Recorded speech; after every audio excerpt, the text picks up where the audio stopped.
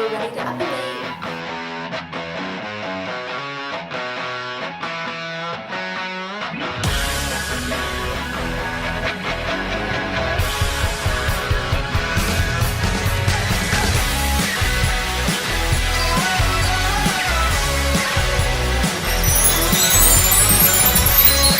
I'm here to talk to you all about epilators. Have you heard of one? It's kind of like a giant electric tweezer that plucks the hair out from your skin simultaneously.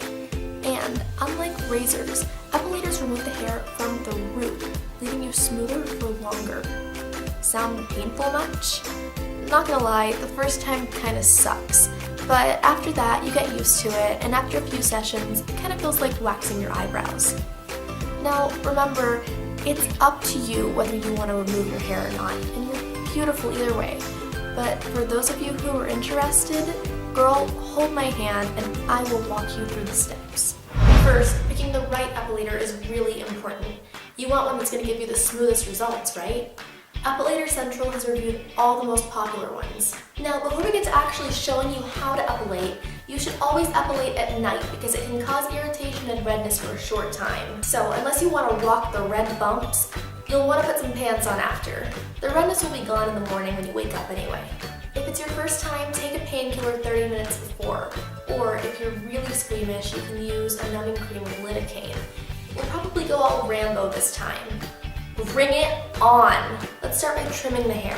Epilators work better on shorter hair, so trim your hair down to 1/8 of an inch or wait for 2 days of regrowth after shaving. Hopping in a warm shower with a pair of exfoliating spa gloves can make epilating much easier. Scrub, scrub, scrub. Some people like to exfoliate right before they epilate, but for others it can be too stimulating, so if that's you, you'll want to exfoliate the day before. Some epilators can be used underwater, which can be less painful. On clean skin, apply a thin layer of your favorite shaving gel and then squeeze about a quarter-sized blob on the epilator head and let that foam up.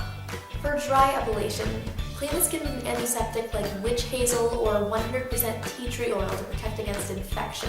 Make sure you remove any moisturizer, makeup, or lotion that can make it hard for the epilator to grab the hair. Then lightly dust the area with a talc-free baby powder to help remove any moisture.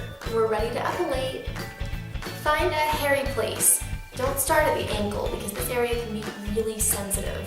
I recommend starting on the inner leg just above the ankle. By the time you reach the most sensitive areas, your body will be used to epilating. First, turn on the epilator.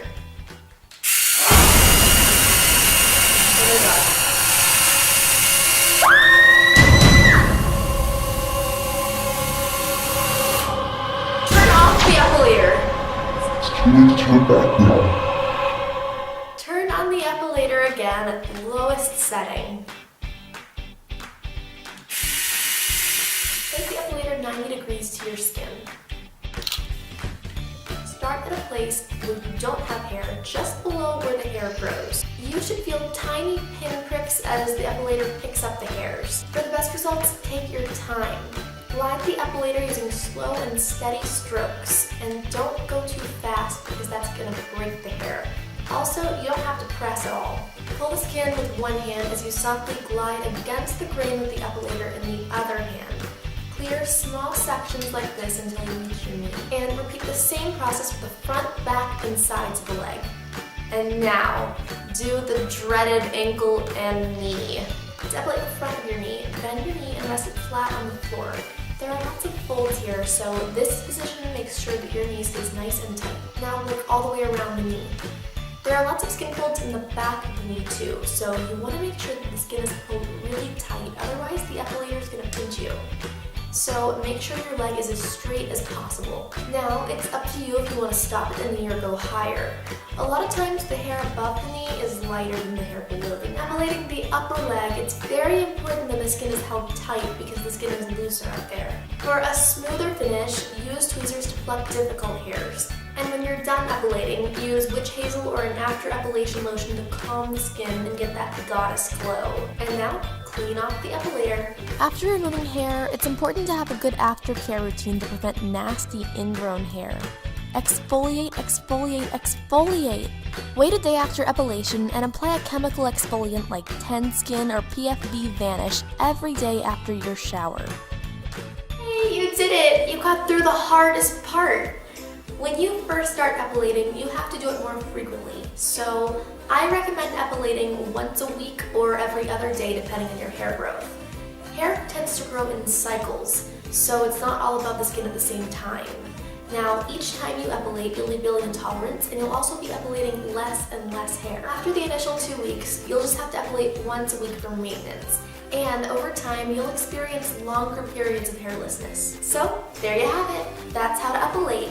Girl, high five and enjoy your beautiful, smooth skin. See the most up-to-date epilator reviews, test results, and tips? Go to epilatorcentral.com. And thanks for watching.